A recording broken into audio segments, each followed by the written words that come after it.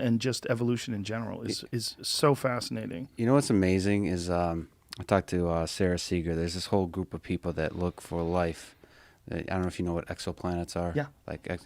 They look for life out there. You know, some people think that there's Jupiter, moon of Jupiter. Europa has. I mean, it's fascinating to think that there's life currently, or at least recently, on Mars. You know, and it's fascinating to think what the evolutionary process on those planets has resulted in. Yeah. And when we show up, I talked to somebody, I forget who. Oh, I think a biologist, the colleague faculty at MIT. He mentioned that, because my worry would be if we encounter life on another planet, it would be destructive to us humans, or we to them, one or the other, because it's an entire. I mean, they can, with this virus we're experiencing now. My natural thought, I don't know what I'm talking about with biology, but my natural thought would be when you touch that life, it might basically be a parasite, take advantage of you somehow. Sure. But he said that likely it would be. There's a certain kind of distance that happens if it's far enough away in terms of the kind of energy it uses, the kind of environment it's adapted to, that it basically won't even notice humans. It won't know how to take advantage of the resources we provide. So that's a hopeful message that we basically could study it safely. But isn't that just purely speculative? Because if it's in the Goldilocks zone and you have something that is also carbon-based biological life that is a similar temperature range that it exists in, it easily could eat us. Yeah, you know? Yeah, from inside. Or like Pandorum in Avatar, that planet. I always felt like that movie was so interesting because it's close, right? It's close. Whatever it is not Earth, but it's close. And the things that live there they're not human, but they're close. You could kind of see that. It's good enough. It's close enough, like the animals and all the weird creatures in the jungle in the Avatar movie. But the thing is, most likely life would be not close. Right, on other planets. most likely. It'll be, I told you about David Fravor, who I've talked to recently. By the way, thank you I renamed my podcast to just my name. Yeah. Lex Friedman. When I heard you tell that to Joey Diaz. Yeah. Sadly, people should go listen to Joey's last. He recorded his last Church of What's Happening Now episode. Yeah. So you suggested to him that he should do some new thing totally and just name it after himself. And I was like, why the fuck am I have some silly name like artificial intelligence? Just name it like the Joe Rogan Experience. I named it Lex Friedman Podcast. So anyway, I talked to David for 4 hours.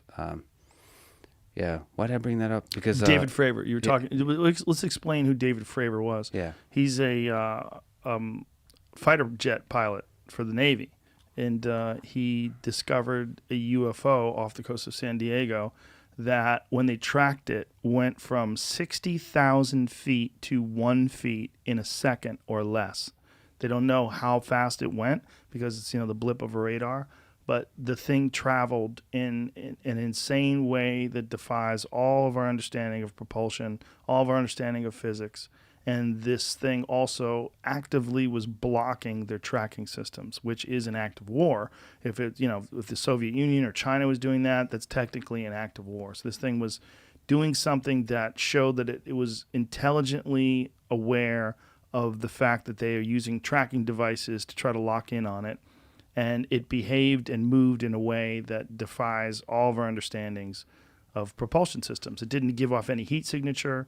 And the people from the Navy that he was communicating with saying, yeah, we see these every now and again. We don't know what the fuck they are. So the thing I was going to say, there's a lot of interesting things to say about this, but I just remembered that it felt like from that entire experience that because it didn't have a Chinese or a Russian flag on it, whatever he saw, is we tend to, just the entire system doesn't want to acknowledge it. You don't know what to do with it. So they actually, most of when you return back to the ship, and there's a bunch of pilots that that saw it. There's a lot of people that witnessed it, and then there's also the video. The majority of the people didn't know what to do with it. They just went on with their day like nothing happened. they kind of made fun of each other or whatever for, yeah, sure, bro, you saw aliens, but like they didn't know how to comprehend it. That's what I meant. Like, if we encounter life from elsewhere in the universe, we think we would be as a population excited, but it feels like, just like with Bigfoot, we're excited by the mystery when they're just out of reach. But when they're like among us, there's so many mysteries and incredible things among us that we just kind of take them for granted. Yeah. And we don't even, or ignore them, actually, even worse. We ignore them. We get used to things. And that was the weird thing. The biggest mystery to me about what David Fravor saw, and then also with the other videos in 2014, something like that, the Go Fast, is like, it wasn't a bigger deal than I thought it would be. Like, well, the big deal was when the Pentagon came out and said that they have recovered some vehicles that are not of this world. Now, they didn't expand on that. There hasn't been more conversation about that. But this is a purely speculation. My speculation is they are slowly spoon-feeding us information to allow people to be more comfortable with the inevitable arrival of something. And if they believe that something's coming, they don't want it to happen all at once. You see what happens just with the pandemic. You see what happens with George Floyd. You see what happens with anytime there's a big shock to our system and there's chaos in the streets, it's unmanageable. And if the UFOs came in the middle of something like that, like, Jesus Christ, like, who the fuck knows what would go down? If I was someone who's in a position of power, I would say, listen, this information's going to get out. It's inevitable. So why don't we let people know now? Just give them, just in words, say, we have recovered crafts that are not of this world. Say something crazy like that. Print it in the New York Times, get it out there, and then slowly drip out more information. When they see these videos, they'll get more and more accustomed to it. And then eventually to be like masks. Like, you walk down the street, everybody has a mask on. You don't even think about it. Yeah, but, okay, so let me... You know what I'm saying? Yeah, I totally... And this is such a fascinating question. If the government is in possession of an alien spacecraft, what is the right way to release that information? The real problem is if it's more potent than any weapon that any civilization has currently on this planet. So if the United States is in control of this vehicle that is more potent and can do things that, like, if you really do have something that can go from 60,000 feet to 1 foot in under a second, that defies all of our understandings of speed, right? I mean, that's so fast. If you could do that, well, there's arguments against, because it could be human-created technology too that's just 15, 20, 30 years out.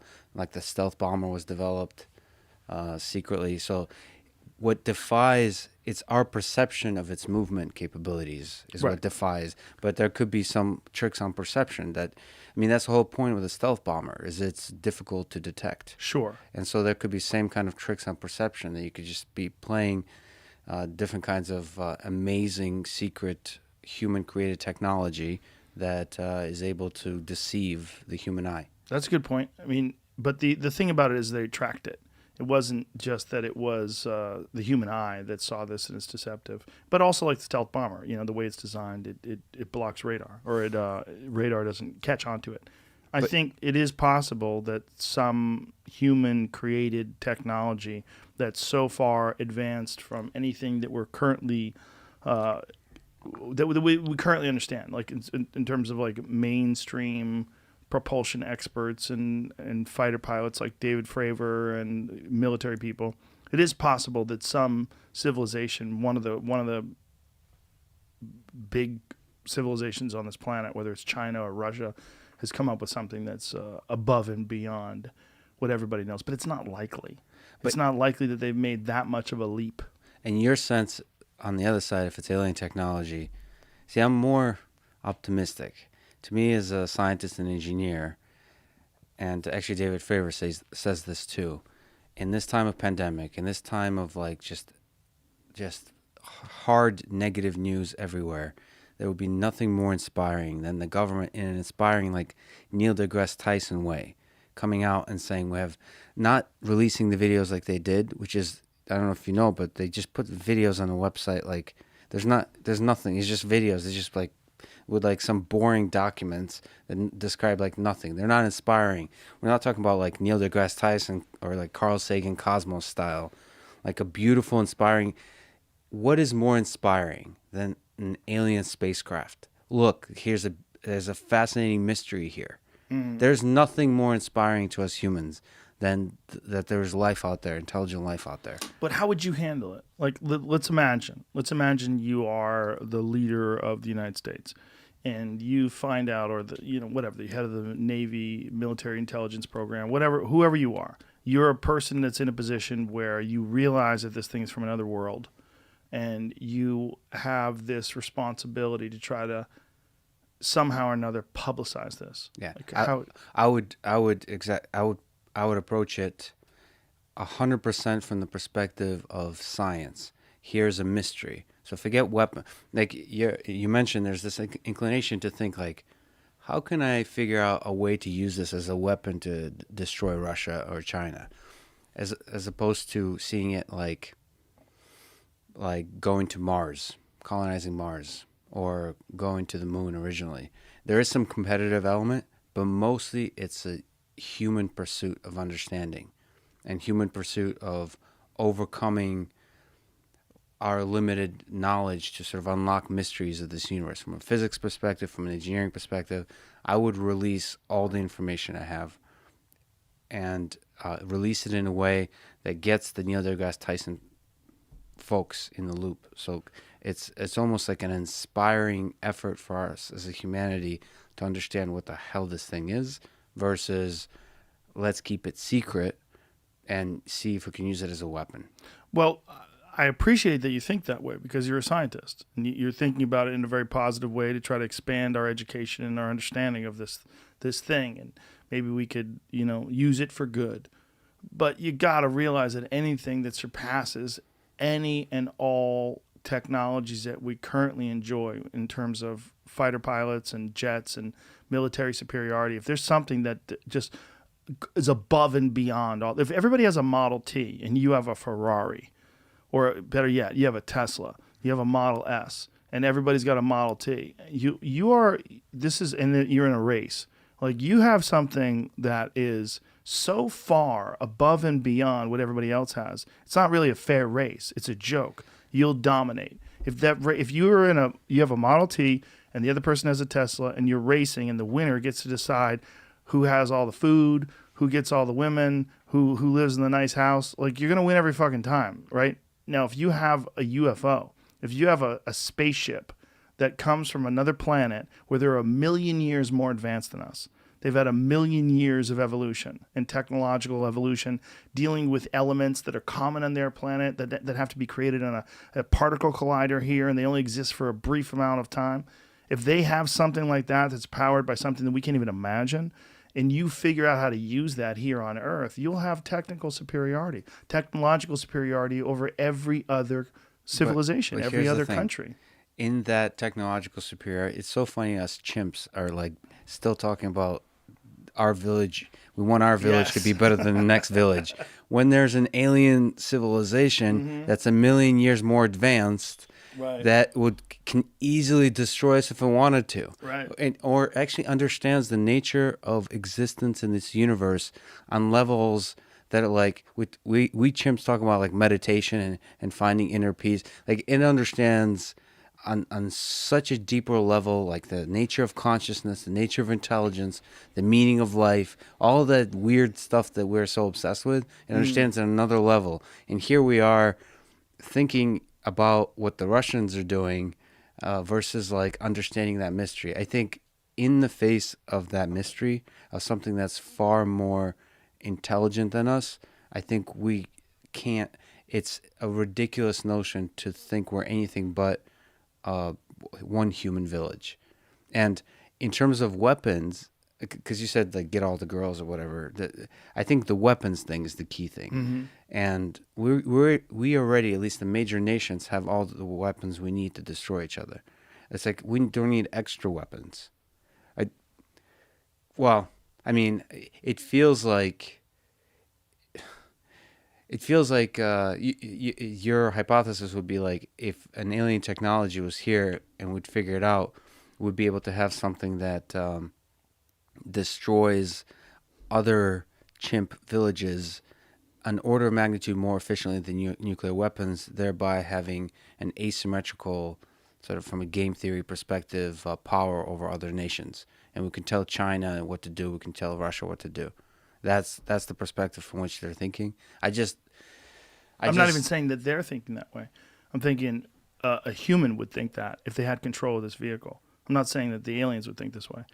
I'm thinking also that we are constantly innovating. When you talk to people that are designing jets and planes and fighter pilots, and they're talking about new systems that they've created and new weapons, they don't just sit back and say we have enough weapons to destroy Russia and China and the rest of the world combined, so we're just going to stop. This is not how human beings innovate. Human beings are in this constant state of wanting the newest, greatest innovations. We want to improve upon every single existing invention until we hit some sort of singularity point or whatever the fuck we're striving for as a culture. And that would be that propulsion system. If you do really have something that can go from 60,000 feet to 1 feet in less than a second, you're dealing with something that we don't understand. We can't do that right now. And if you could figure out how to do that and propel people that quickly, it would be a game changer. Now, how much of a game changer? What does that mean? Well, we're in this weird place where we kind of agree to not use our best weapons, right? Like when there's a face-off between the United States jets and a Russian jet, and they come close to each other, like over China or something like that.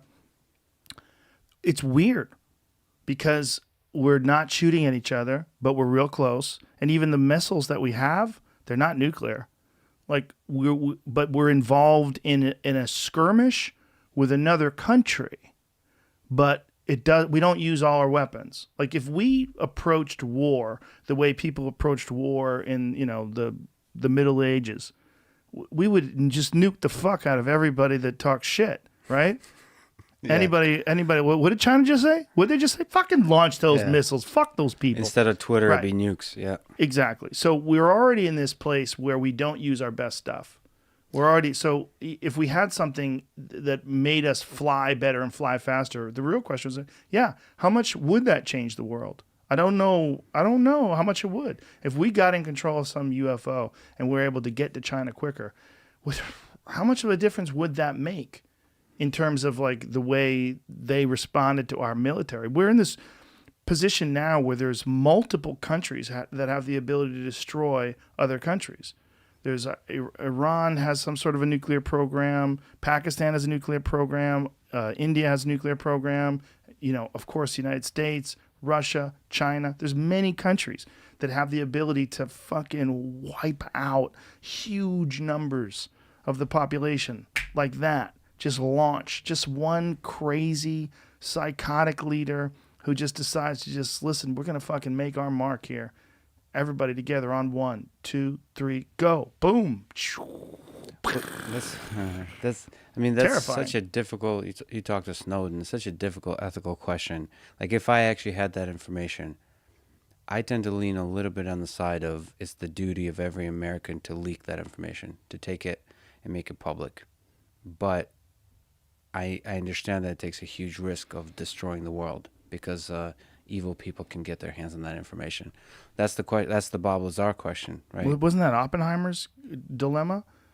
I mean, when Oppenheimer, who's a very peaceful man, created the most destructive, or helped create the most destructive invention the world's ever known.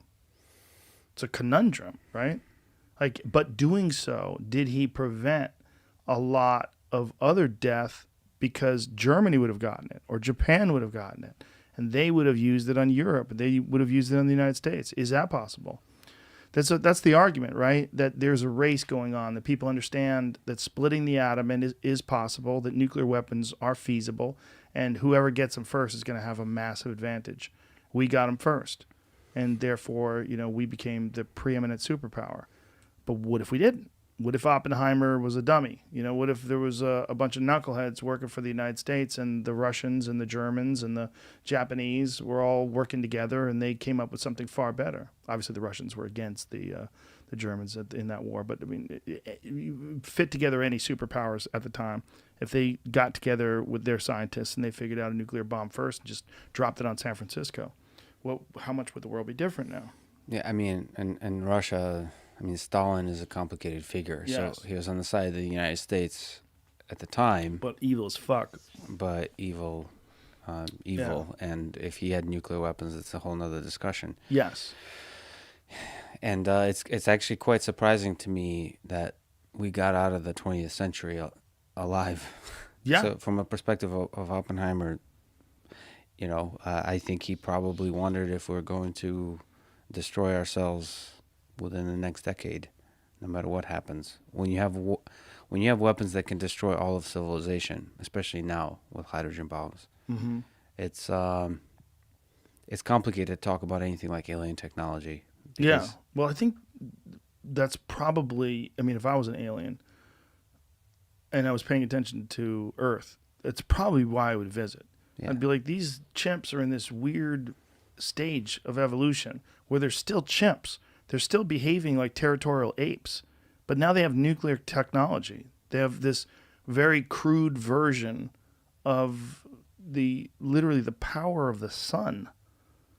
Well, okay, so here's another hypothesis. They saw these destructive weapons, and so they actually, in Roswell, plant or whatever it is, planted a piece of technology that we should figure out. There'll be an infinitely powerful generator of love versus destruction. So they're like, okay, these chimps are not going down the wrong path. Let us plant some stuff where they figure out like how to be enlightened. Mushrooms. Yeah, mushrooms. That's what they were. That's what they did. I mean, They probably tried that. because they kind of, it's where, from their perspective, the chimps are like a nice video game, like or like a chia pet where you watch them like grow, and they probably, I mean, that's what we would do if we encounter maybe like an ant colony, and we saw that the ant colony is destroying itself. Us from a scientific perspective, we'd want them to not become extinct. So probably interfere in some way to try to prevent the ant colony from destroying itself. Probably. So that, as a curiosity, as a cosmic it feels like Earth is a cosmic curiosity from a perspective of an intelligent alien species. Like that's really interesting what's going on there. Let's see what's happening. A friend of mine told me the story that he saw two mounds of fire ants, Yeah. and that he did this experiment where he took a bucket and he scooped up ants from one fire ant colony and scooped up ants from the other, and then dumped them on the opposite colonies and watched them fight to the death. And I was like, fuck, really? He goes, yeah, they instantaneously knew that those ants were from the wrong colony, and they just went to war. And there's there's a few good books on ants. They have like a collective intelligence. Yeah. Because we tend to think of the individual ants, but somehow as an organism together in the thousands of ants, millions of ants, there's somehow a collective intelligence that emerges. Like there's this whole field of computer science called ant colony optimization. It is the ultimate who knows question, but goddamn, I wish more people from S4 would come forth. If Bob really did work with all those people and they really were briefed the same way he was, if we could get more of those people to talk, that would be utterly fascinating. Well, your show has a big reach, so maybe this time somebody will hear it Straight and come up. forward. Did More people anybody calling ever reach out to you that claimed to also have worked with Bob at S4? A bunch, yeah. Yeah? And Did you verify any of them? no, they could not be verified, and in fact, I think they were lying to me. And one Bob in shoots particular. people down all the Yeah. time. So that guy's fucking standing on a UFO stage lying bullshit. I mean, so Right. no, he hasn't even. He was hoping one other employee would. However, I have had people that work at Area 51 confirm parts of Bob's story. One in particular saw him coming off the jet, or he says he saw him coming off the Janet flights. I said, will you go on record with me that you met Bob there on the tarmac? No. Why? Everything we did there was confidential. We couldn't even tell our wives.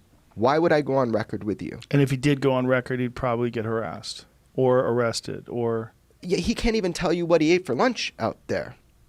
You know, that so, and one of the guys I was real excited to talk with just recently passed away. He actually started the bar that was at Area 51. So everybody told the bartender stuff. He started as a flower fund because no one would send flowers to wives when people died out there.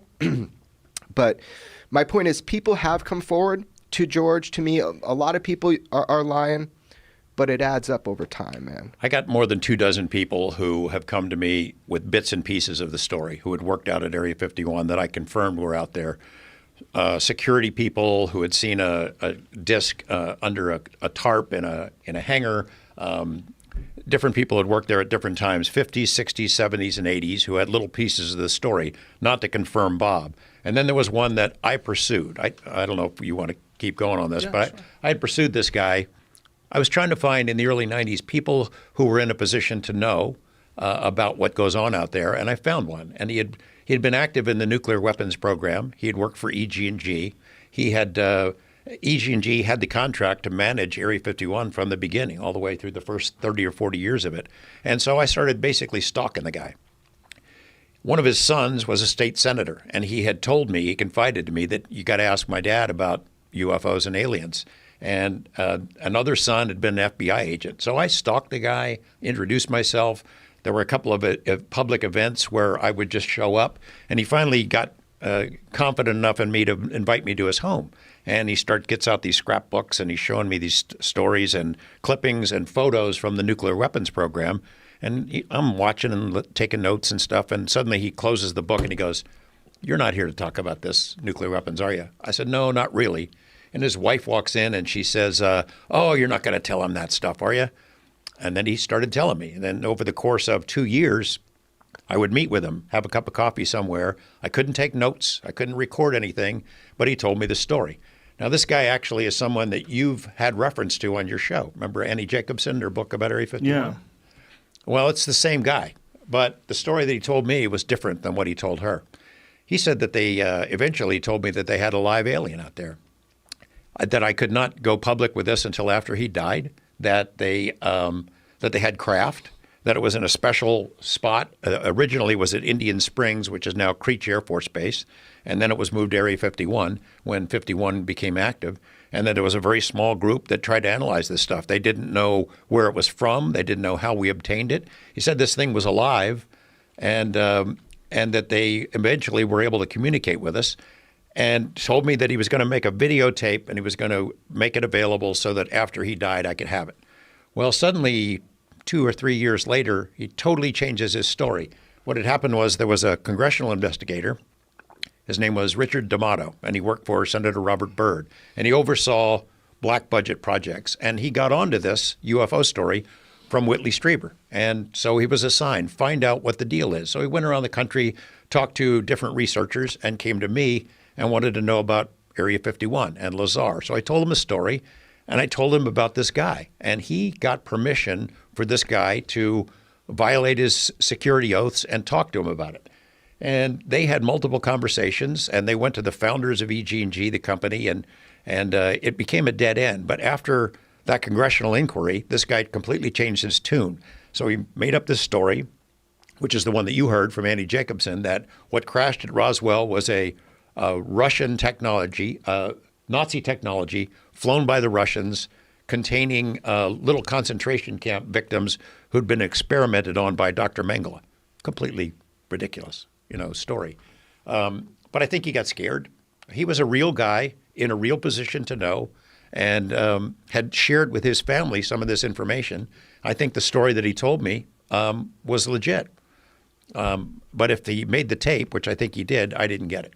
How much time has been wasted talking about bullshit in this subject? Centuries.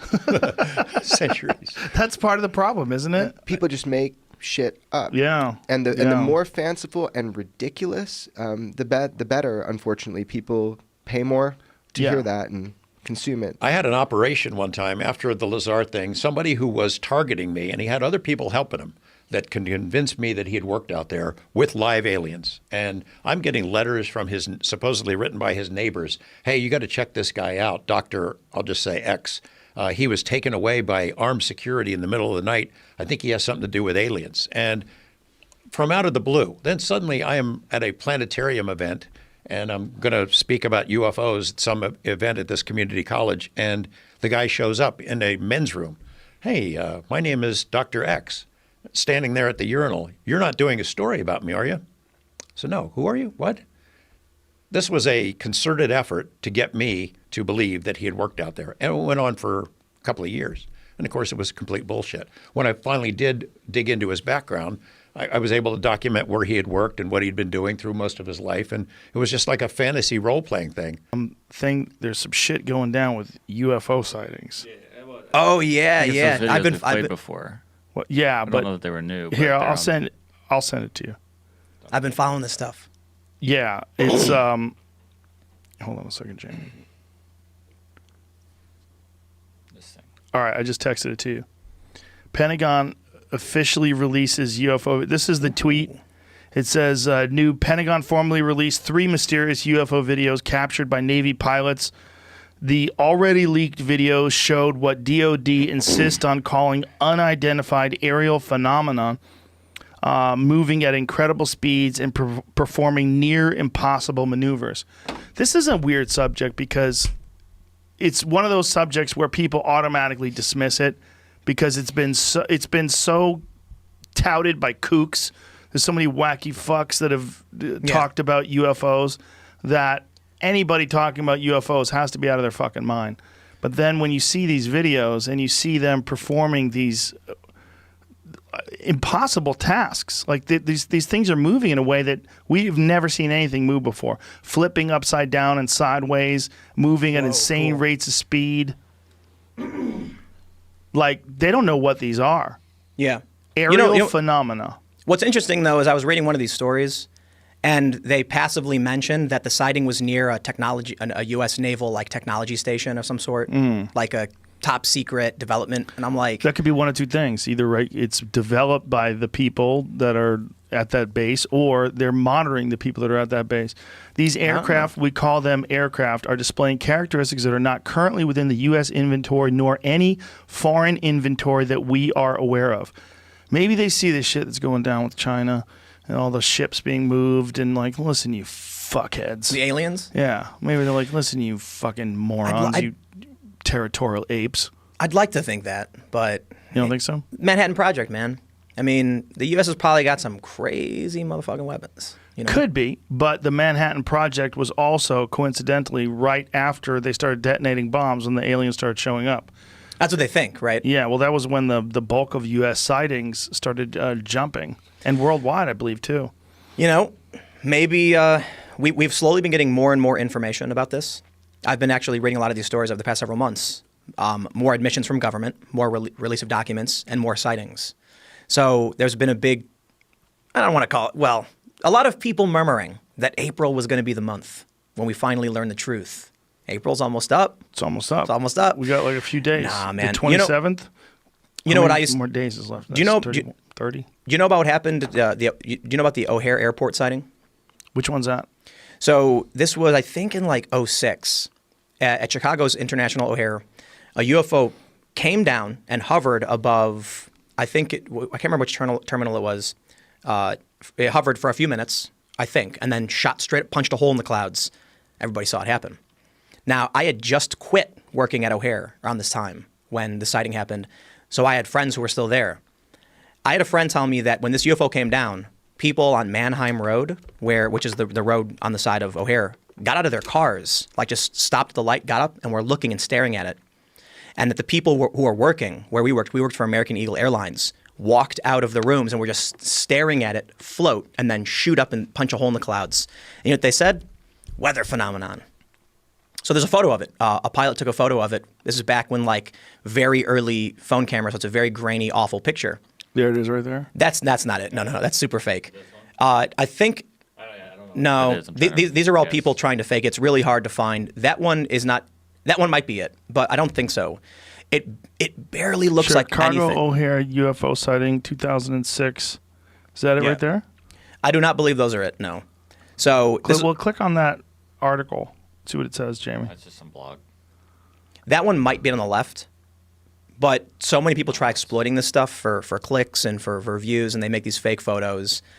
And That it was link's not working? I've clicked on it a few times. It's just it was a very faint photo from the cockpit. It might be that one right there in the middle. On the on the left side. Far left? It might be that Oh. one. No, that's not it. That's not it. Well, there was a really crappy photo of it, and That might be it. that might be. It was out of the cockpit of a window. A pilot took a photo, and I wonder where have all the sightings gone since phones became ubiquitous. I mean, there's a simple, I guess excuse. The aliens, they're sentient. They know we have phones. They're like, okay, stop, decloaking or whatever. But I wonder if, why is it there were so many UFOs and then around the time cell phone cameras come out, they're gone. Well, I think most people are full of shit.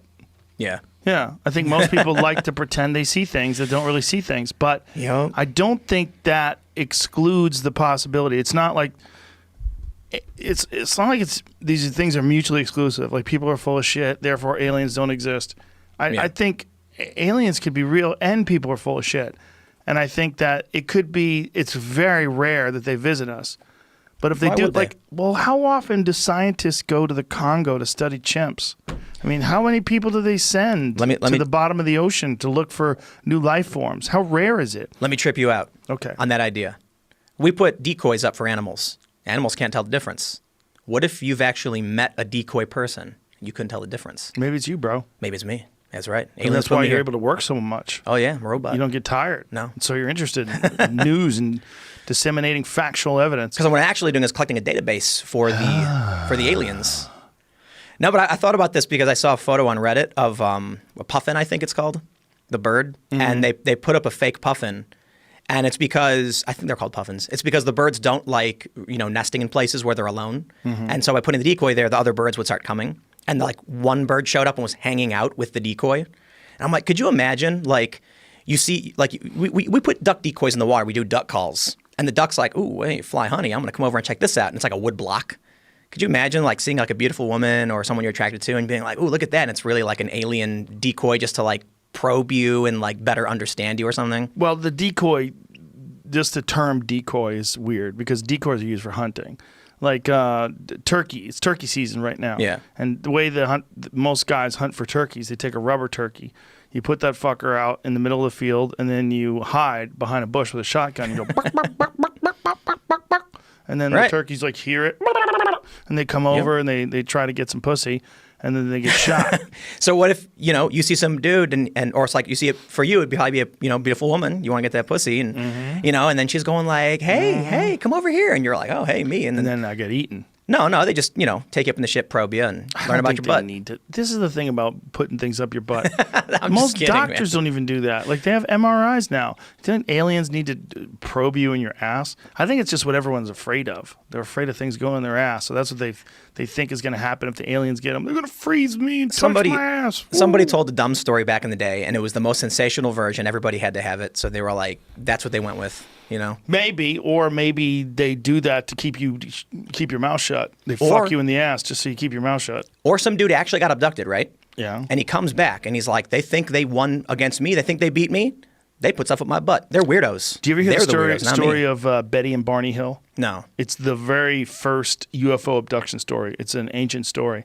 And what's crazy is Angela Hill, who's a UFC fighter, I had her on the podcast. And after the show, she told me her grandpa was Barney Hill. Whoa. And I was like, holy fuck. Like we didn't talk about it during the show, but she wanted to bring it up because she knows I'm kind of obsessed with UFOs. But the account that they have, like they get hypnotized and he's recalling the abduction and they have like the same story. It's very terrifying. You hear him crying and screaming and, that he was taken aboard this craft and examined and brought back and they have missing time. But here's the thing. If they only did that occasionally, they only came down once every few years and just scooped some person up in the middle of some rural place. Like if you're flying over, I think their instance was I believe it was in Maine. If you're flying over somewhere like Maine, which is a very low population state, and you see a lone car and it's just traveling along the highway. And there's places in Maine where you go from like Portland to Bangor. When you're traveling on that road, it's like 60 miles with nothing, not a gas station, nothing. If you were an alien and you saw a car by itself, you're like, no other car, let's move in, we got one. Isn't it just easier to think it's the U.S. government? No. Why not? Because we don't have the capability of doing something like that. I don't think the capability of the scientists working for the government is any different than the capability of the scientists that are working for, Project X or, fill in the blanks in terms of like what Raytheon, publicly traded companies. How long? Look, quadcopters don't seem all that complicated to me. Right? Quadcopters. Yeah, like a helicopters, like drones. We've seen the little drone Okay. toys you buy. They got 4 propellers. Take that concept, use thinner, jets, and surround it in a disc so that it's, universally like it can move in any direction because it's got, because it's What power omnidirectional. source? Where's the gas tank? Lithium-ion battery, or Come on, man. You're talking space shit. Like this hasn't even been invented yet. Think about how little mileage you can get out of a Tesla. They had as no. advanced as Tesla is. It's still when it's going full out, it can only go for. I mean, you get 307 miles if you drive like a grandma, but if you drive like a maniac, you don't even get half that. You know that they, I could be wrong with this, but I'm pretty sure that they had this flying platform in the 70s that uses gas power. And they've also had jetpacks for a long time. No, they've had, sort of. They've had jetpacks that are capable of going for like 30 seconds. They don't, I've experienced No, these. I'm pretty sure the jetpacks back in the day went for a long time. No, Yeah, they yeah. definitely didn't. We can look it up. Yeah, let's look it up because they 'Cause definitely didn't. The whole thing was the fact they were burning gas. And to propel you in the air, they only had a certain amount. I thought it was like 20 minutes, 20, 30 minutes. Maybe now. My understanding of why we abandoned jetpack technology was that it was inefficient and heavy, and you couldn't carry it without it being turned on. So they opted for larger, what are they called? Chinooks, helicopters that can carry multiple people at once. When you're wearing a jetpack, it has to be on idle, negating its own weight, which means it's burning as you're walking around, which means you get a good 20-minute jump and you got to abandon the tech. And then you don't want your enemies to get it. Have you ever seen a guy fly a jetpack? Yeah, there's a video on YouTube from a No, long I mean time in ago. real life. Oh, I've seen that one guy, the Iron Man dude. Well, Not in real life. I've been there in real Yeah. life. My friend Willie B from in Denver on the radio. Yeah. He had a radio show in the morning. I used to do his radio show. I think he still has a radio show. Shout out to Willie. And he had this guy who was a jetpack pilot who came in the parking lot of the radio studio, and fans of the radio show came and did it too and watched it rather. And this guy flew in the air for about 15, 20 seconds and then landed. This guy was so banged up. Both of his legs were blown apart. He had big braces on both of his knees. I'm like, what happened to your knees? He's like, just crash landing. Both my knees are blown to shit. He had no ACLs in either one of his Right. knees.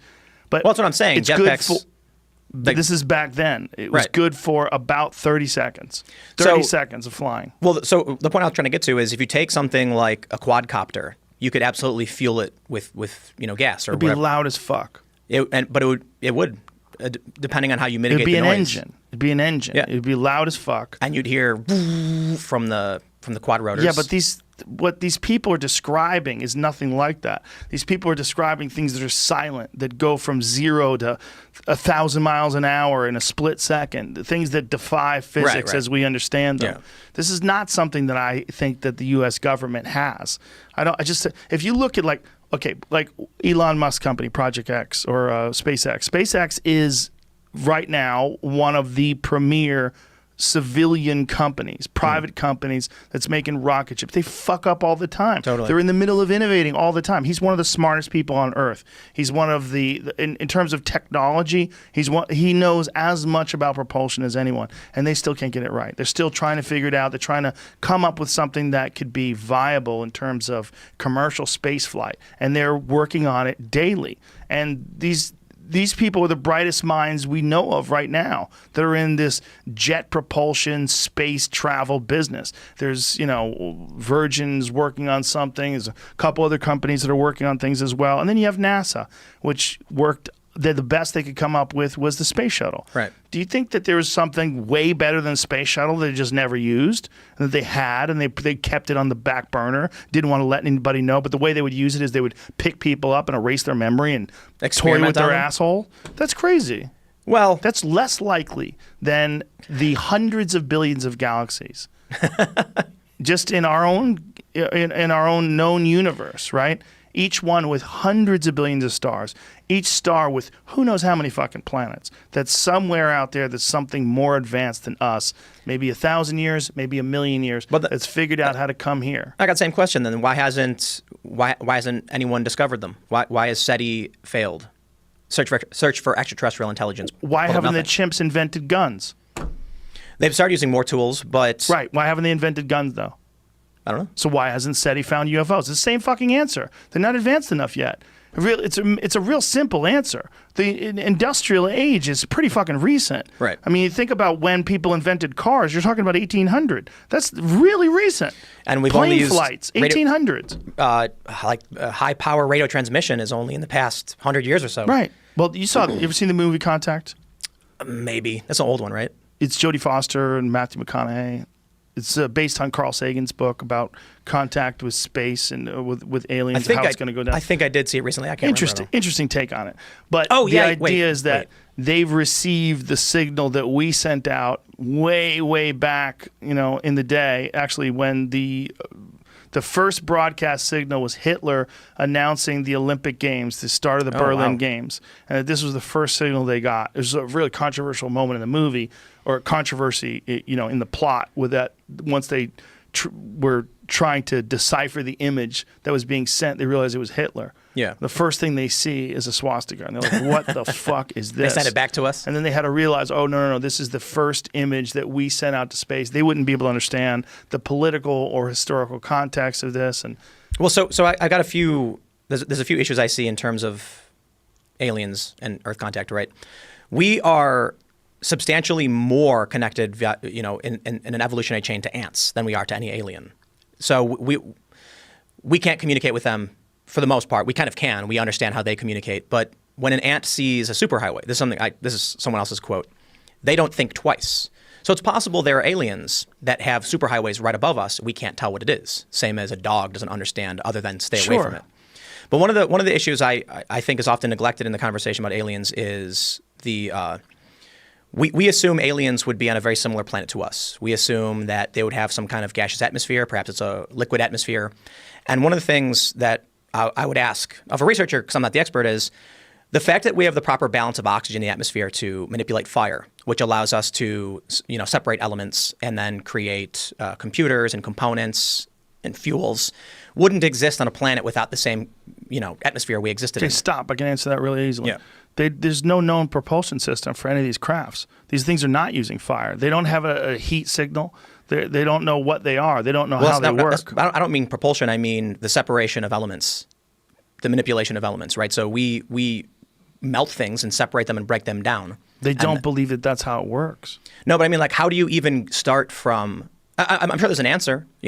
Let's say you have a species that lives on a planet with no oxygen and has no access to fire. What energy, what dense energy source do they have that will allow them to manipulate matter? Do you know the Bob Lazar story? I do. Yeah. Well, one of the things that he talked about when he first stopped working for Area S4 and the government was tapping his phones, and there's a lot that can be documented about him. There's a lot that can't be. But one of the things that he talked about was a thing called element 115. Right. That element 115, this insanely dense element that they use to bend gravity. And that the way he described the way the propulsion system works, it's like putting a bowling ball in the center of a very soft mattress, and that all of the other mattress, all the rest of the mass of the mattress bends around the intense mass of the bowling ball, and that this is how these incredibly advanced aliens from this other planet this is their propulsion system. That was they use this. from Star Trek, though. The concept of warp was around for a really long time. I think the concept is based on Einstein's theory of gravity. I mean, this is the whole idea. If you could find something that could do that. But here's the thing. When Bob Lazar talked about this in the late 80s, early 90s, this element didn't exist. Right, now it does. It wasn't proven until they did it in a particle collider. I believe it was 2013. So he was talking about this element far before it was, and he's apparently, this is the big rumor, he apparently had taken some of that from a lab, and through George Norrie, and was it George Norrie? Yes. They did some experiments on on television and showed that this stuff had made light and fog bend in a way that they couldn't describe. He also didn't he also claim to see a small alien creature on his way out? He said he saw something that was sitting down, but he doesn't know if it was a model that they were using, like if they had created something that was supposed to be the size of a thing that could fit in these crafts, because these crafts, he said, were designed for things that were far smaller than human beings. I'm pretty sure in the initial interview he gave when he went public was that he saw an alien, and then later on changed it saying, I don't know if it was maybe a model or a puppet. Yeah, he said he thought he saw something sitting down and two people standing over it looking at it. He said he thought he saw an alien. You know, but he's probably... I mean, I don't know. I mean, look, he said it was literally for like a half a second. Like he's walking by a window and he sees something inside of it. Imagine being a guy who's in your 20s and you're a propulsions expert, and it's been proven that he worked at Los Alamos Labs, and it's been proven that he did put a fucking jet engine. It's been proven that he did put a jet engine on a Honda. I mean, he's a genius. And you talk to him, he's an incredibly smart guy. Now, imagine you get sent off to Area S4, and they show you this thing that you know doesn't even exist. And they tell you about this propulsion method that they don't understand. And they say that they found this a long time ago in an archaeological dig.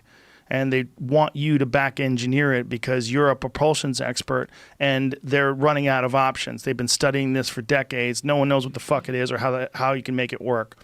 And then they do test flights with this thing. And then he tells his friends about these test flights. After he gets fired, you know how he got fired? Do you know a story about him getting fired? He leaked it or something, yeah? No, his wife was fucking her flight instructor. Oh. And so when his wife was fucking her flight instructor, they told him he couldn't work anymore. And he's like, why not? Well, they were tapping his phone because when you have top secret clearance to work on UFOs, I guess they don't want your wife fucking her flight instructor, because then you're going to go crazy, and you have a lot of imbalance at home, right? So he doesn't know why. They don't tell him why. So he takes his friends and he tells them, listen, this is real. They're running these experiments. I know you're thinking I'm crazy. This is what I've been working on. So he takes them to this area where you used to be able to have access to, but once he did this, they closed off access and pushed it far back to where the public has access to.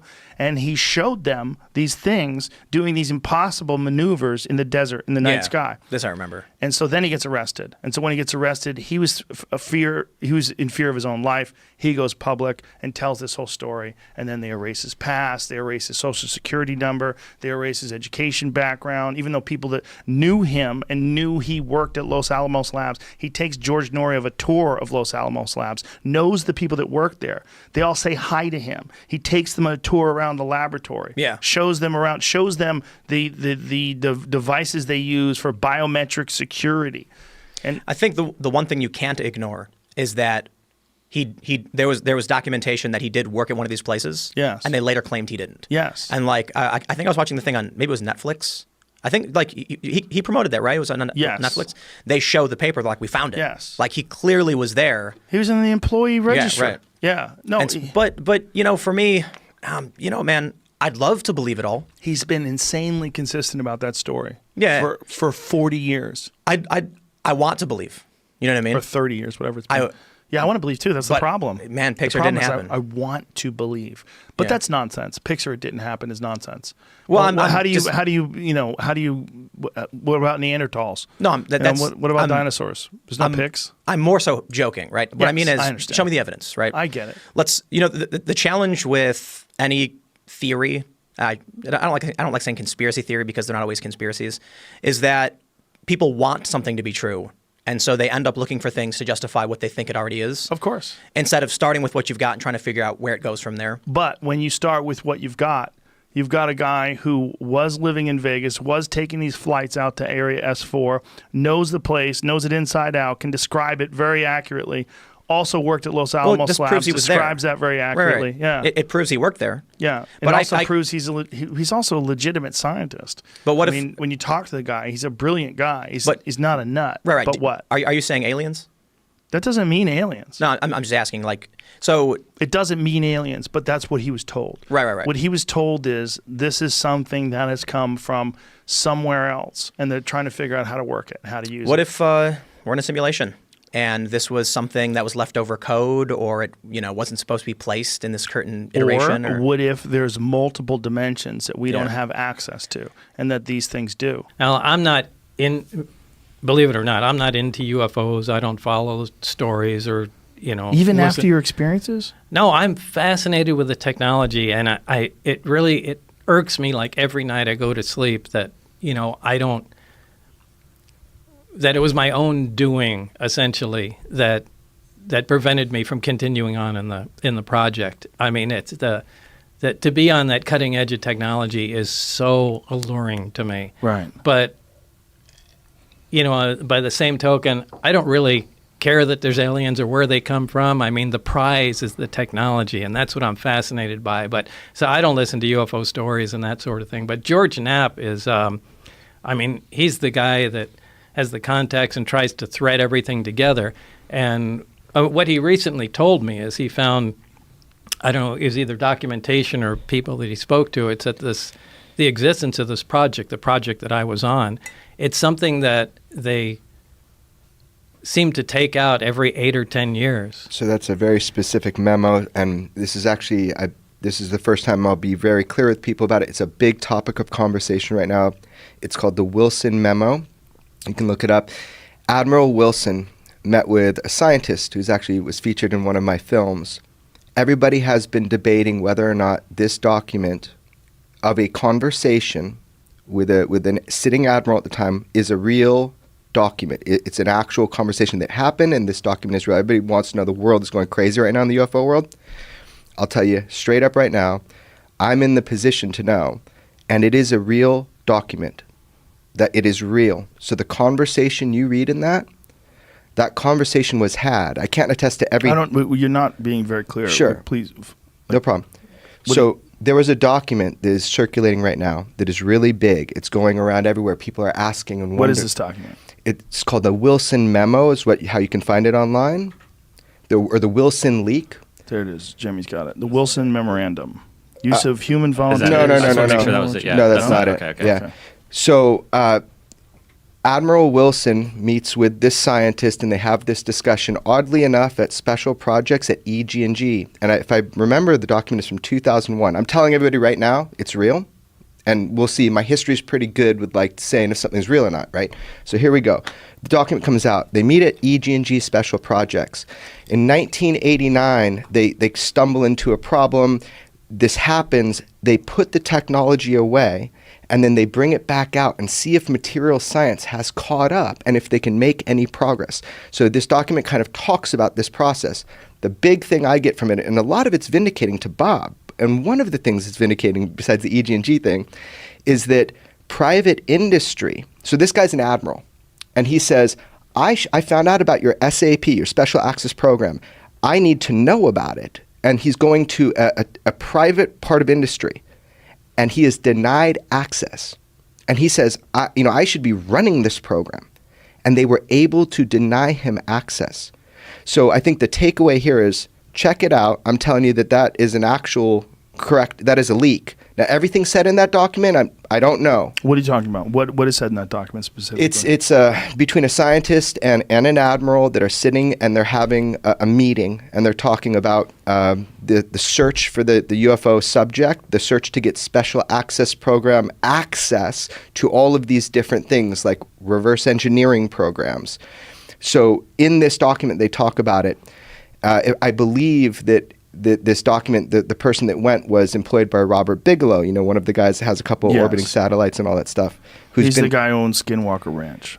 No, he's not. No? He was the guy that owned He used to Skinwalker. own it. Okay. Yeah, he used to own it. There's a new owner, and I interviewed him for my other film, but there's a new owner, and you'll be hearing a lot more about that soon. But there's stuff that you'll be hearing about Skinwalker Ranch soon because there's a new owner. Anyway, the whole point of this insertion here is just that document kind of validates a lot of this idea Bob just said, that they make a little progress, then they can't go anywhere. They tuck it away, and then they bring it back out 10 years later and start working on it, what is the limiting factor? I think Bob should speak on this, but it's the material science. Yeah, it's really where physics is. So I can see them doing that. I mean, I didn't have any information on that, but I think what George uncovered is probably accurate. That we try and do what we can, and once we reach a roadblock, going, we really can't figure it out. It's just friggin' wait, put the thing away, wait for science to catch up, and a decade later, let's take the project out again and see. All right, now where can we go? But there's got to be someone who remains informed, right? Oh, yeah. So you've got your scientists like you and Barry. You got your people that you compartmentalize. You got these people working on. Yeah, there has to be some people that know everything. You've got security, and then someone's going to be on the outside saying, "Hey, we need people to guard this building. Don't let anybody in for 10 years." I think a lot of that is private industry, and I think that's how they keep it. Yeah, I think that's how they because the government is just so leaky. I think that's kind of what they're doing. That's what the document kind of proves. You just articulated that it is in control of private industry. What private industry? Some aerospace company, something? I don't know. Yeah, the admiral wouldn't name it in the car in the conversation. Right. Yeah. So they still have these things, supposedly. I would guess. I mean, I don't have any information on that. Have you ever asked anyone that has any inkling of any idea of where they got them or how they got them? No, but something must have been said to me from Barry. But it was just too long ago, and I can't quite remember what was said, but it just left a seed in my mind. I think at least one of them was part of an archaeological dig. So it's old. At least one of them is old. I don't know if it was the one I worked on, but I remember something to do with an archaeological dig. Whoa. So that means it's not just old, it's ancient. That'd be a great Steven Spielberg movie. Yeah. Right?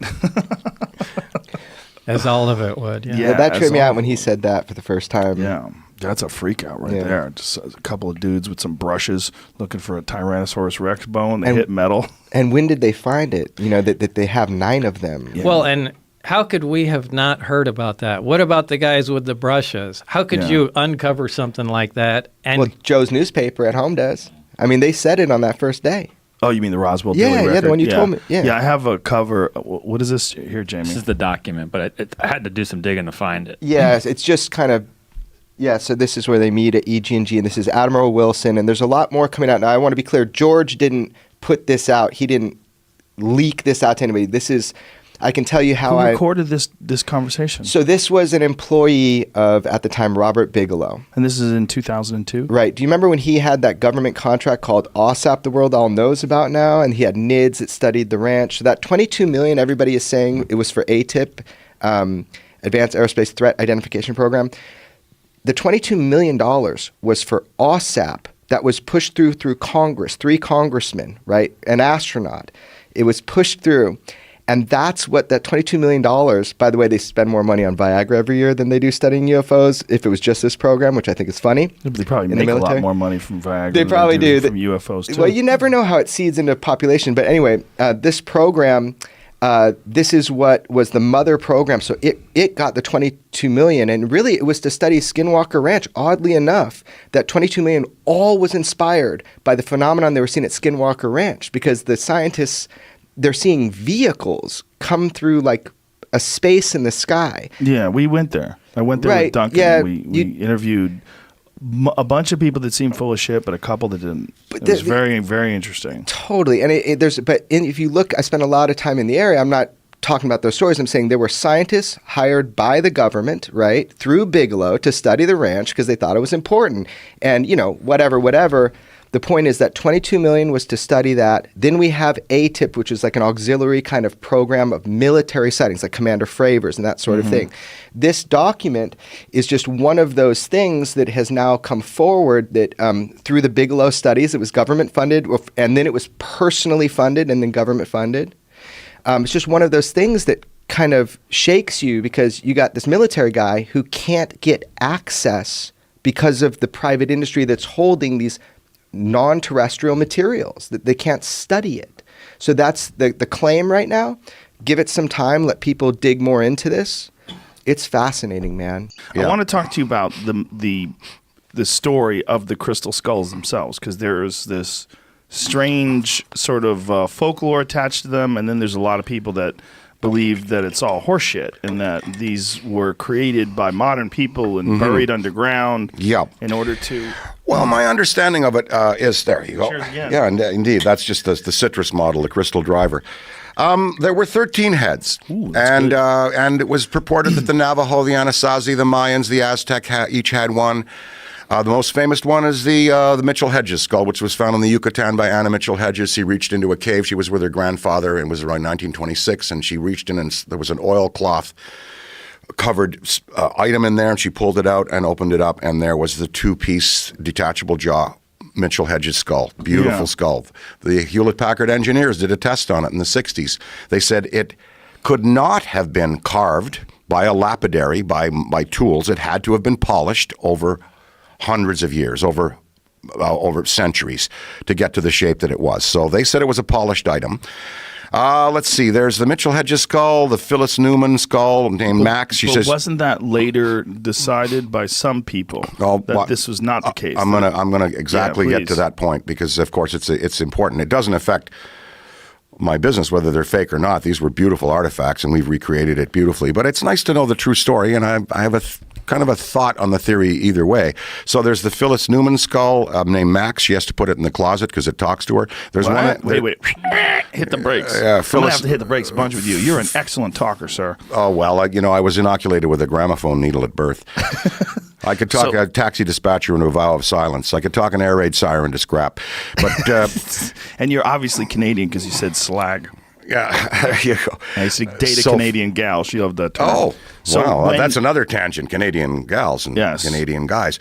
So the Philip Newman skull, she got it. Its name is Max. She has to put it in the closet because it talks to her, she said. So there's the Mitchell Hedges. She still has it? Yes, she does.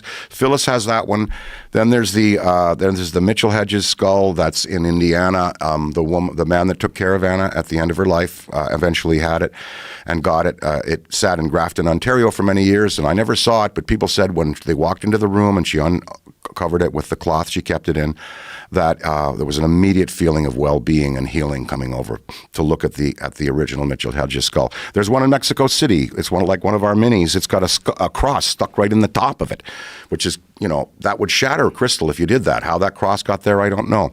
There's one at the Smithsonian in Washington, and two at the Smithsonian, Washington, D.C., and one at the Victoria and Albert Museum. So there's supposed to be 8 that we have and 5 that we're missing. The woman at the Smithsonian who has the 2 there, I think they're a cloudy orange one and a cloudy green one, and they're smaller. She says they're all fakes, that they were carved by a German lapidary in the 1800s, and that he seeded them around the world. Well, wait a minute. I think one was found in Tibet. One was found in Ohio, we're hearing, at the Serpent Mounds. Why does she think this one gentleman did it? Because he was an expert lapidary. He had the tools to do it, and she figures her theory is that they're not artifacts polished by tribal hands and passed down, that they're all fakes. But it's just, wait a minute, he would have had to have had an airship to go and deposit these wherever they might be around the world. You can get the pictures of the skulls up, the Smithsonian crystal heads, and the Smithsonian crystal heads you can get in Victoria Albert crystal head. Do they all have the same similar type of markings? There's theirs. Yes, they do. They all have the same. Now, you see, some of them are more are clearer. See, there's one at the British Museum. And there's some that are clearer and are more beautiful, and there's some that are rougher, like that one there, and the green and the orange one. But she says all fakes. But if they're all fakes, how did they get to these different places around the world, and how were they found? Well, here's the thing. But why fake?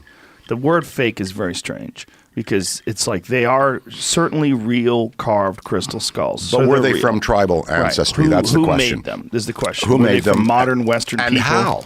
Were they polished or were they carved? That's the thing. Aren't they beautiful? Oh, God. What do the indigenous people say? They say they found them? The Navajo say they came from the Star Children, that they were brought down and deposited and given to them as crystal ball devices, scrying devices too. What's that one down there, Jamie? Keep scrolling where you were. The green is beautiful. The one on the left right there that looks almost like a real skull. Oh, it is a real skull. Yeah, no, the green is beautiful. So I guess, I don't know, I'm not a scientist, I'm not a professional historian. I guess I have to trust the lady at the Smithsonian, but then I question, they were found at different times in history around the world. How do you go and seed? How do you deposit them there? Why does she believe that? Has she given a coherent reason why she thinks that they're all hoaxes? I guess she's done her analysis, whatever they've done, to their skulls. But again, the Hewlett-Packard engineers took that Mitchell Hedges skull and they said this have not been polished. It would have been cracked or destroyed. It could not have been built by tools. It would have been cracked or destroyed. It had to have been polished. Yeah. So, but what about some sort of a very fast-moving drill with a diamond bit on it that can slowly grind down? Well, there'd be marks that would be visible under the scanner. Couldn't you polish those marks down? I think that the intensity of the Hewlett-Packard scrutiny revealed that there were none of those marks, and that's why they were able to make their claim. Here's the problem with this: is like you want them to be real, right? Don't you? Oh yeah, I love the legend. I do too. I do too. But I don't trust me. No, neither do I. So that's why I say openly. When you're saying all these things, I want to believe you. I want them to be from the sky people. Mm-hmm. I do too, but again, you've got a professional in Washington at our National Museum there who says no, they're not. Yeah, but what does she know? Well, we could. She might be one of them party poopers. Get her on the phone. She might be a party pooper. I think that she's probably as in love with the skulls, even though they are, not polished in her mind. I bet she loves them as much as we do. But the thing is, if you are a professional intellectual or someone who's a curator of fine artwork and ancient relics, you kind of have to be one of those people that dismisses anything preposterous. Because if not, that's right. Like Neil Tyson, don't you love him? Yes, I love him to death. I love Neil, but there's no way you can sit down and say Neil, Barney, and Betty Hill were abducted by a flying saucer in 1957. He's not going to accept that because he can't accept that because everything in his training, everything in his knowledge, everything that he knows about physics and science and propulsion and the universe and how to get from place to place defies the legend, or I would say defies the theory that there are extraterrestrial advanced ships out there. He can't accept it. It's just, it would be unprofessional for him to say, okay, there's even a possibility that there were abductions. But the Betty and Barney Hill story is very interesting, but there's no real evidence other than their testimony. Is that correct? Well, there was a stain on Betty's dress. There's her excellent recall. He was unconscious. What was the stain on her dress that's so interesting to you? It was a fluid that they used in the testing, that some kind of a fluid, the a chemical. Alien testing? That they did when they drew ova from her and they drew sperm from him. Now, so there's a book out called Contact by Stanton Friedman. I read that. Kathleen, I'd love to know where the car is. Where the Chevy they were driving. Oh, it disappeared? Where is that? I don't know. I'd have to ask Kathleen where it is. Did it end up in a junkyard? Because there were marks on the back of the car as well. There were trace evidence in the back of the car. You know, Ted Phillips is. He goes around the world collecting trace evidence and radioactive signatures from sightings and landings. On the back of the car, there was a couple of marks, but it was Betty's. It's their credibility. Why would they want to bring this into their lives? And she was conscious, semi-conscious through much of it, and Barney was not conscious. He was unconscious. If you hear the tapes of Ben Simon's interviews with them under hypnosis, the screaming and he was just so frightened. Yeah. And the Zeta Reticuli map, when the being Betty looked at the map and the being showed her a map as she was on her way out the door, and she said, "May I take this?" And the being was going to give it to her, but then another one zipped up and said, "No. You can't have this." Zeta Reticuli is exactly the same place where Bob Lazar says they found those with the spaceships that they have at Area or S4. Well, the Little Grays, Zeta Reticuli, Barney and Betty's abduction. You had Marjorie Fish, an amateur astronomer. She took the memory of Betty's.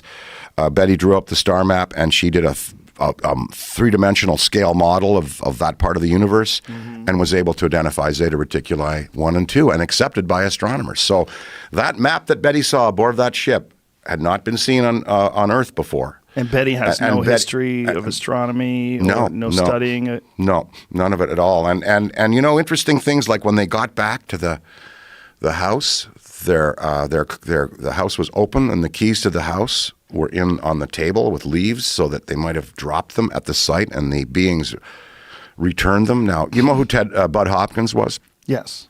He said that since he studied the Linda Cortile case, where the woman was floated out of her apartment building over the East River, and Orange Orb picked her up, Tell plunged people into who the he river. was. He was the guy. Bud who was an artist. He was a graphic artist. He was a designer, a painter, and a lovely man. And he was one of the first people to start to deal with the trauma of abductees.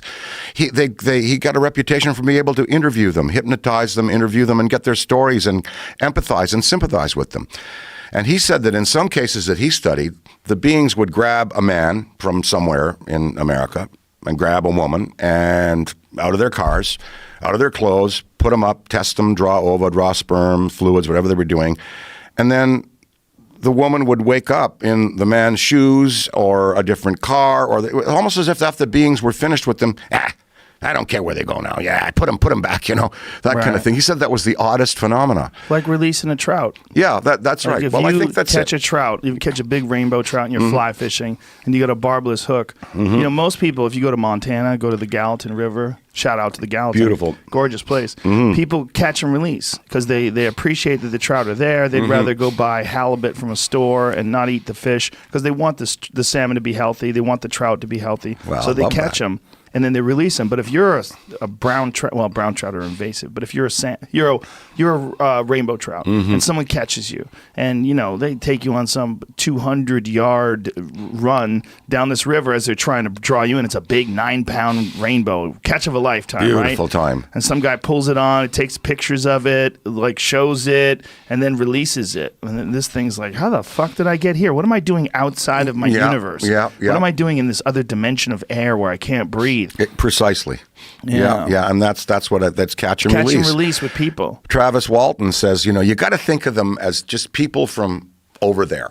They're Yeah, just he's people the from guy over the there. Fire in the Sky movie was based on. Yeah, He's got yeah. another interesting story. Here's Yeah. what I want people credibility there, and credibility with Barney and Betty. I just don't think they're lying, and I Well, don't think the Ariel school children are lying. I don't want to think they're lying. This is the problem that I have with it. I want to believe them. But this is what I want people to consider, because most people that are pragmatic, reasonable people that don't want to be ridiculed, they look at these stories and they go, oh, come on, people are full of shit. And I've been there too. But I want people to imagine that if aliens did occasionally visit Earth, how often do you think this would take place?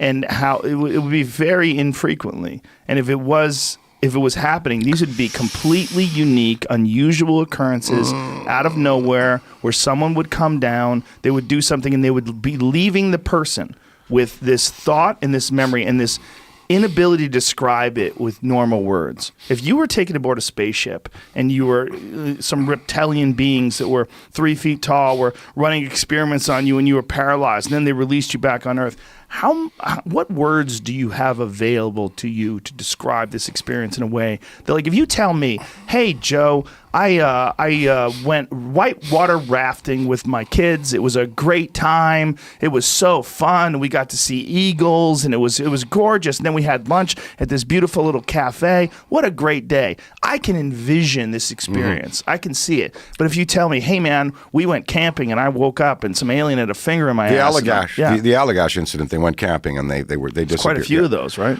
There's hundreds of thousands. And here, I brought you a book. This is Bruce Maccabee's book. It's all the headlines from 1952, 432 reports given. And I'll address your specific question about people, how they relate their experiences and how genuine they feel in a second here. 432 reports given the Air Force in 1952 on aerial sightings, ships from other planet. We've got memos from the government here.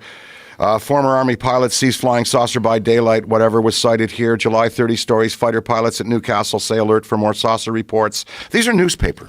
Yeah. That's yours. Well, newspapers never lie. Well, I don't know if you know that. Well, they never make fake stories. Well, they never talk shit about people. The They New never York Times is pretty reliable. Ralph Blumenthal and Leslie Keene are reporters for the New York Times, and they've been studying this phenomenon. They report very credibly on it. I'll tell you how an abductee's experience is related. I attended a lecture at the Fifth Avenue Medical Institute in Manhattan with my wife a few years ago. That would be about 15 years ago. And John Mack was the lecturer. You know, he wrote the book Abduction. He was the Harvard psychiatrist who wrote Abduction. You can get that up too, Abduction, John Mack. Yes, I've read that as well. Yeah, and that freaked a friend of mine out. She was a very pragmatic, non-UFO believing person, and we were working together on news radio. My friend Maura Tierney, and she came up to me and she goes like, "This book is freaking me the fuck out." And he wrote a second book as well. Didn't he die in a car accident? John Mack I believe he died in a car accident. stepped off a curb in a small town in England, and he was struck by a car. Yeah. And 3 other John Macks died the same day in England. So you think people were whacking John Max because he knew well, too much? I don't know. Let's take Again, them all I out. was at this lecture, and there were 300 abductees there. That some who he'd interviewed with, some he had not, but who were there for interested to find out more about their experience. And one guy got up and said he had one arm, and I don't know whether that was related. I don't think it was related to the experience, but he said, "I'm a Wall Street broker. I'm quite well off. I have a sailboat. I was in Long Island Sound a few years ago, and a blue light hit me, and I had missing time of about 5 or 6 hours. But in it, I have filtrated memories of beings addressing me and telling me that I was powerful and influential and I could help the planet survive. And they put me back in my ship, and I woke up, and he said, "I'm waiting for them to come back. I want them to come back." And I asked the room, I got up and I said, "Of all of you who've been taken, how many of you would want to repeat the experience or have it happen again?" And about half of them said, no way they'd want it to have it happen again. And half said, yeah, we'd like it to happen Half. again. Yeah. Half, yeah. Now, I love a So good Bruce signed this to me, and anecdotal- I'm going to give it to you. And Oh, it's thank just got you. great.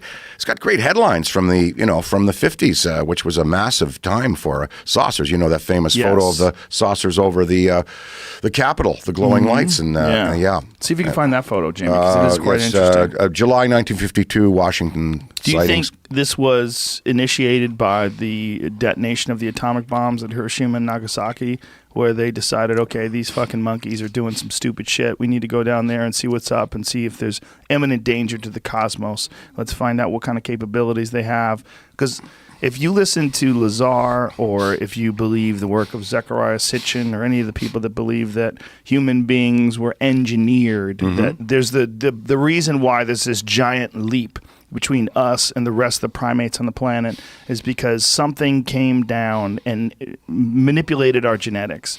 Well, the movie Mission to Mars with Tim Robbins, basically it says that. Basically it shows the face on Mars, and that is one of NASA employees' favorite movies. Yeah, there they are. Yeah. 1952 UFO incident. Thank you very much. Look at that photo. That is Isn't a that crazy beautiful? photo. Come on, let's go here now, That's crazy. folks. Yeah, that ain't an airplane. That ain't a helicopter. No, it's a crazy photograph, and it's from 1952. I mean, the special effects back then were incredibly crude. No, and that's this was something that was reported by thousands of people. They scrambled jets from Andrews for it and everything. as well as the Phoenix Lights. That The was another Phoenix Lights thing. is fascinating because the Fife Symington, the governor, said he saw them. He made fun of it with an alien. Yeah, but he dummy. talked about that afterwards. Yeah. He was put under pressure to do so. Yeah. He's in a movie called, what is it?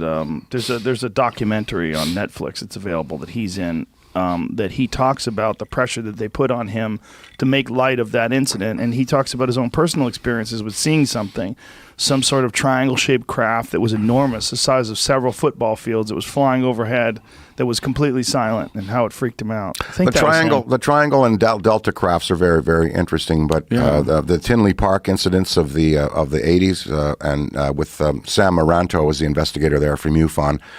These things would park over the family barbecue for about half an hour. And, families in suburbs were looking up at the sky being blotted out by these things parking above them. So I think it comes down to I don't think these beings, Lord Hill Norton said there were 23 different species visiting the planet in 23 different types of ships. I don't think they want a formal relationship with people on Earth.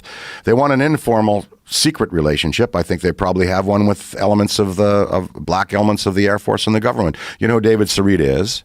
I've heard his David name. Sarita. You should have him on. He's very knowledgeable about this.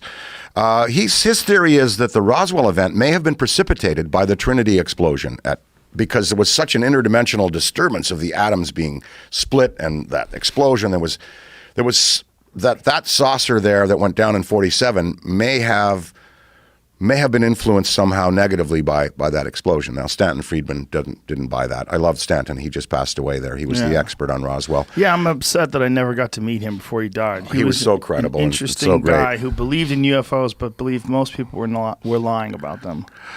Really? Yeah. Well, he believed that there was a lot of horse shit going on, including Bob Lazar.